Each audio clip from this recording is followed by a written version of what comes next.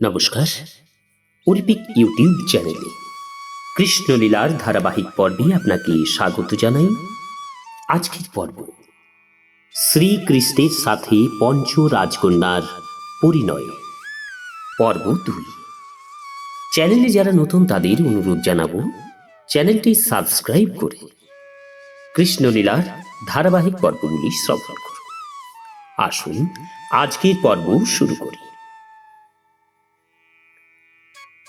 মৃগয়ায় অবসন্ন এবং তৃষ্ণার্ত হয়ে পড়ায় অর্জুন শ্রীকৃষ্ণকে সঙ্গে নিয়ে যমুনার তীরে যান। দুজন, শ্রীকৃষ্ণ এবং অর্জুন। অর্জুনকে কোনো সময়ে কৃষ্ণ বলাও হয়, যেমন দ্রৌপদীকে কৃষ্ণা বলা হয়। উভয়ে যমুনার তীরে পৌঁছে তাদের হাত পা ধুয়ে নির্মল যমুনার জল পান করলেন। তারপর শ্রীকৃষ্ণ এবং অর্জুন যখন বিশ্রাম করছিলেন, তখন যমুনার তীর দিয়ে এক সুন্দরী বিবাহযোগ্যা তরুণীকে তারা যেতে দেখলেন। শ্রীকৃষ্ণ তার বন্ধু অর্জুনকে এগিয়ে গিয়ে ওই তরুণীর পরিচয় জিজ্ঞাসা করতে বললেন। শ্রীকৃষ্ণের আদেশে অর্জুন তৎক্ষণাৎ সেই অতীব সুন্দরীর কাছে গিয়ে উপস্থিত হলেন। তরুণীটি ছিল সুতম্বী এবং সুন্দর, উজ্জ্বল দন্তরুচি সম্পন্ন, মৃদু হাস্যময়ী। অর্জুন বললেন, হে বালিকা, তুমি কি সুন্দরী, উন্নত পয়োধরা, তুমি কি জানতে পারি? আমরা তোমাকে এখানে একাকী ঘোরাফেরা করতে দেখে বিস্মিত হয়েছি। তোমার এখানে আসার উদ্দেশ্য কি? তুমি উপযুক্ত পতির সন্ধান করছো বলেই আমাদের একমাত্র অনুমান। যদি কিছু মনে না করো তাহলে তোমার উদ্দেশ্যে আমাদের কাছে একটা কথা ব্যক্ত করতে পারি, এবং কি তোমার যা বলার আছে তুমিও বা ব্যক্ত করতে পারো। আমি তোমাকে সন্তুষ্ট করবার চেষ্টা করব।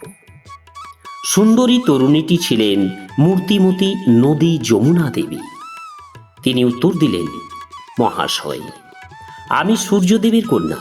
আমি ভগবান বিষ্ণুকে পতিরূপে লাভের উদ্দেশ্যে এখন কৃচ্ছ সাধন এবং কঠোর তপশ্চর্যা করছি।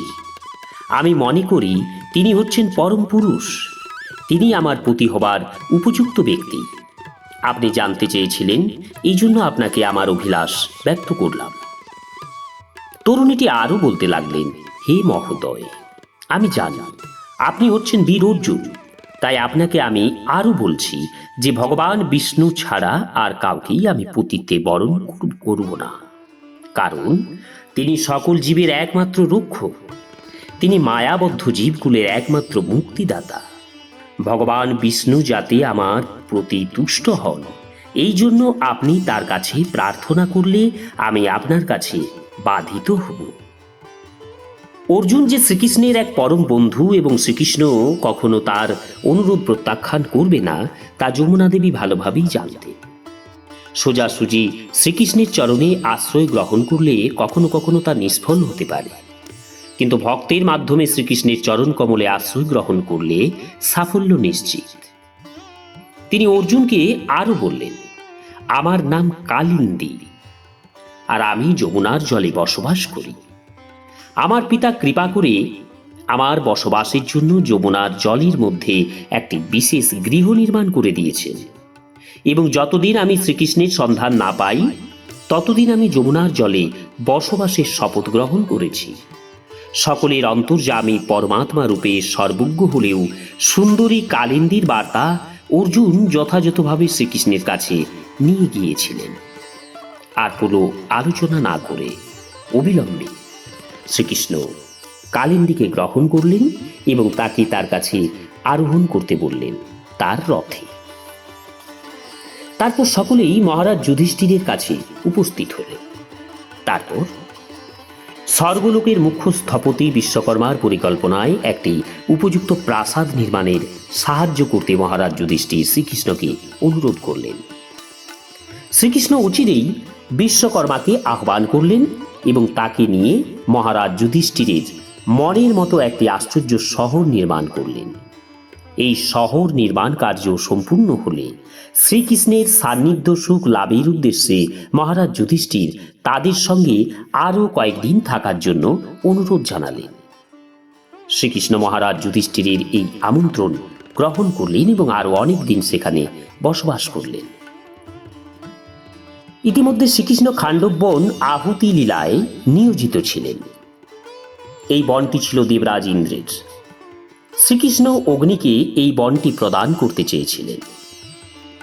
এই খাণ্ডব বনটি নানাবিধ ঔষধিতে পরিপূর্ণ ছিল এবং পূর্ণ যৌবন ও লাভের জন্য অগ্নিদেবের এই বনটি গ্রাস করা প্রয়োজন হয়েছিল। অগ্নিদেব কিন্তু স্বয়ং খাণ্ডব বনকে স্পর্শ করেননি। তিনি এই বিষয়ে সাহায্য করবার জন্য শ্রীকৃষ্ণকে অনুরোধ করেছিলেন। অগ্নিদেব জানতেন যে শ্রীকৃষ্ণ তার উপর অতীব তুষ্ট ছিলেন, কারণ তিনি পূর্বে শ্রীকৃষ্ণকে সুদর্শন চক্রটি উপহার দিয়েছিলেন।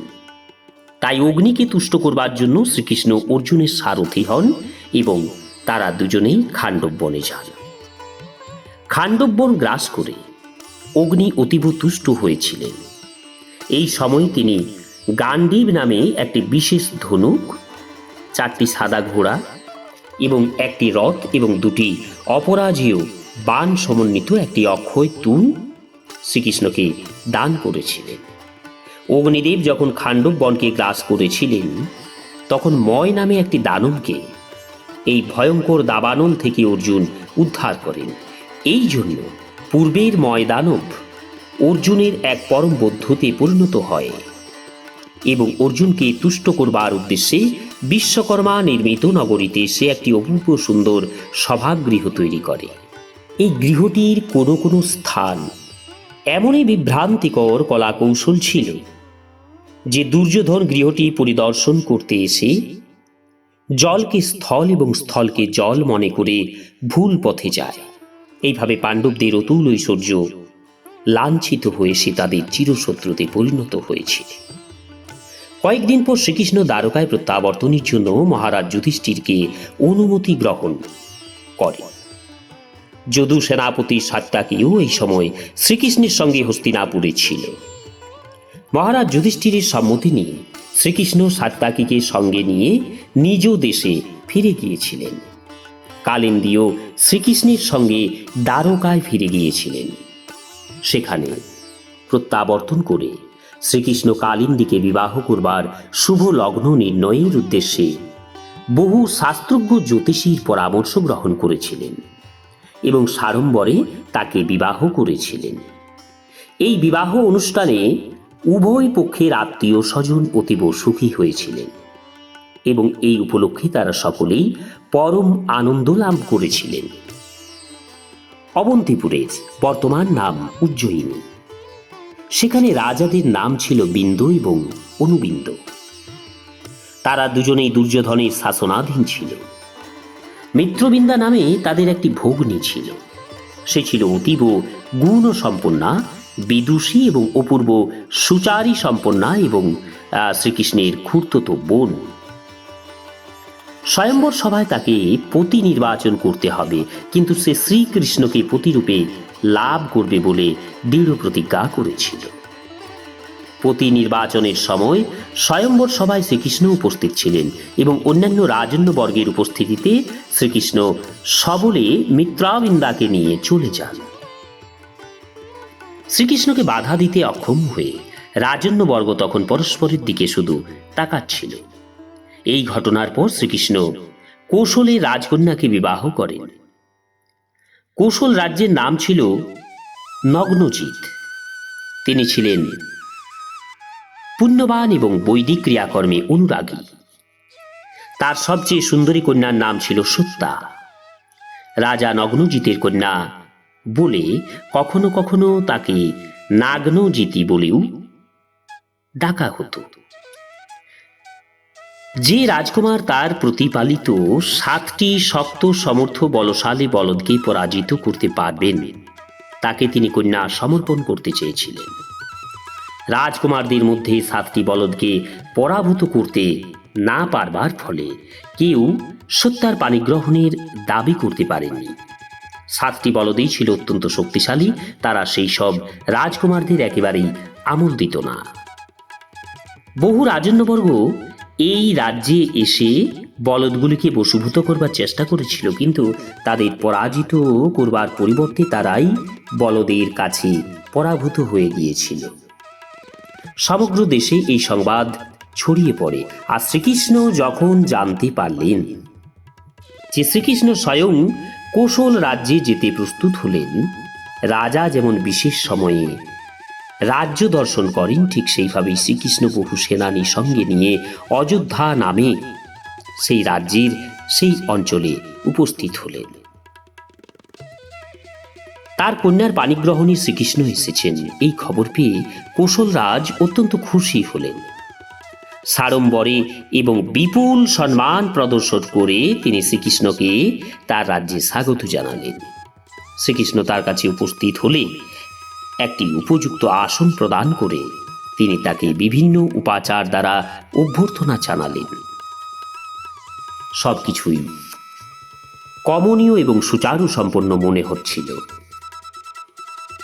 শ্রীকৃষ্ণ রাজাকে তার ভাবী শ্বশুর বিবেচনা করে সম্মান প্রদর্শন করেন। নগ্নজিৎ তনয়া সত্যা যখন জানতে পারল যে লক্ষ্মীপতি স্বয়ং শ্রীকৃষ্ণ কৃপা করে তার পাণিগ্রহণ করতে এসেছেন, তখন সে অত্যন্ত খুশি হল।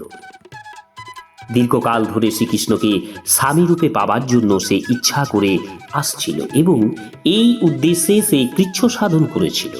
তারপর সে ভাবতে লাগল, আমার সাধ্য অনুযায়ী আমি যদি কোনো পুণ্যকর্ম করে থাকি, আর যদি ঐকান্তিকভাবেই সব সময় শ্রীকৃষ্ণকে স্বামীরূপে লাভ করবার ইচ্ছা করে থাকি, তাহলে শ্রীকৃষ্ণ তুষ্ট হয়ে আমার সেই মনোবাঞ্ছা পূর্ণ করবেন। আমি জানি না কিভাবে পরমেশ্বর ভগবানকে আমি তুষ্ট করতে পারব। তিনি সব সময় প্রভু এবং সর্বলোকপতি। এমনকি পরমেশ্বরের নিত্য সঙ্গিনী শ্রীমতী লক্ষ্মী দেবী, দেবাদিদেব শিব, লোকপিতামহ ব্রহ্মা এবং বিভিন্ন লোকের অন্যান্য বহু দেবতারা সর্বদাই পরমেশ্বর ভগবানকে সশ্রদ্ধ প্রণতি জানায়। ভক্তের মনোবিলাস পূর্ণ করবার উদ্দেশ্যে ভগবান নানা অবতার রূপে এই ধরাধামে কখনো কখনো অবতরণ করে। পরমেশ্বর ভগবান এতই মহান যে তাকে কি উপায়ে তুষ্ট করা যায় তা আমি জানি না। এই রকম ভাবতে ভাবতে মনে মনে সে শ্রীকৃষ্ণের কাছে প্রার্থনা করতে শুরু করল। সে ভাবল, একমাত্র ভক্তের প্রতি অহৈতুকী কারণবশতই পরমেশ্বর ভগবান তুষ্ট হন, তাছাড়া তাকে সন্তুষ্ট করবার অন্য কোনো উপায় নেই। এইভাবে শ্রী চৈতন্য মহাপ্রভু পরমেশ্বর ভগবানের উদ্দেশ্যে শিক্ষাষ্টকে বর্ণনা করেছে। আই নন্দ তনুজ কিঙ্করম পতিতম মাম বিষমে ভবাম্বুধ কৃপয়া তব পাদ পঙ্কজ স্থিত ধূলি সদৃশম বিচিন্তয়। ও হে নন্দনন্দন, আমি তোমার নিত্য দাস হয়েও সকর্ম ফলে এই ভয়ঙ্কর ভবসমুদ্রে পতিত হয়েছি। তুমি কৃপাপূর্বক আমাকে তোমার পাদপদারবিন্দে পাদপদ্মস্থিত ধূলি সদৃশ করে নাও। একমাত্র দৈন ভাবময়ী শিবমুখতার দ্বারাই শ্রী ভগবানকে পরিতুষ্ট করা যায়। সদ্গুরুর নির্দেশে যতই আমরা ভগবত ভক্তজন করব, ভগবত প্রাপ্তির পথে ততই আমাদের অগ্রসর হতে হবে। ভগবানের সেবা করায় আমরা তার কাছে কৃপা দাবি করতে পারি না। ভগবান আমাদের সেবা গ্রহণ করতে পারেন, আবার তা গ্রহণ নাও করতে পারেন। তবে সেবম্মুখতাই তাকে পরিতুষ্ট করবার একমাত্র উপায়, এছাড়া অন্য কোনো উপায় নেই। নমস্কার, আজকের পর্ব এখানেই শেষ করছি। চ্যানেলে যারা নতুন তাদের অনুরোধ জানাবো চ্যানেলটি সাবস্ক্রাইব করে কৃষ্ণলীলার ধারাবাহিক পর্বগুলি শ্রবণ করুন। রাধে রাধে, হরে কৃষ্ণ।